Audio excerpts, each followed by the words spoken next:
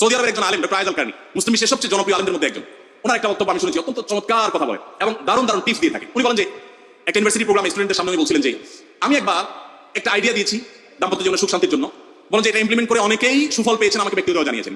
টিপসটা কি? টিপসটা হলো উনি বলেন যে বাসায় ঢুকে মাঝে মধ্যে, সবসময় করলে আবার মাইর খাবেন, যখন দেখবেন বউয়ের মুড ভালো আছে, বাসায় ঢুকে আস্তে করে লাইটের সুইচটা অফ করে দিবেন। তখন বলবো কি ব্যাপার, লাইট বন্ধ করলে কেন? তখন বলবেন যে দেখো, বাসায় আসলে তোমার চেহারার উজ্জ্বলতা থাকলে আর এই লাইটের দরকার হয় না। মহিলা ধরে ফেলবে যে আপনি পাম্পটি দিচ্ছেন, বাতাস দিচ্ছেন, কিন্তু পাম্প যাকে দেন সে যতই বুঝুক না কেন, কিছু না কিছু কাজ হয়, কিছু না কিছু। একেবারে শতভাগ যদি বুঝে কাউকে প্রশংসা করছেন, সে বুঝে, তারপরে সে একটু খুশি হয়, ভালো লাগে। তো উনি বললেন যে শরবত বানায় আনছে বউয়ে, তখন বলবেন দেখো চিনি দিও না। তারপর বউরে বলবেন যে আঙ্গুলটা একটু চুবাই দাও। কেন? কারণ তুমি আঙ্গুলটা চুবাই দিলে ওটা চিনি চেয়ে বেশি মিষ্টি লাগে। এই যে কথাগুলো, এই কথাগুলো আসলে সত্য কথা না। তো এই টাইপের কথা স্বামী স্ত্রীর মধ্যে মিথ্যা হলেও সেটা কি আছে, জায়েজ আছে।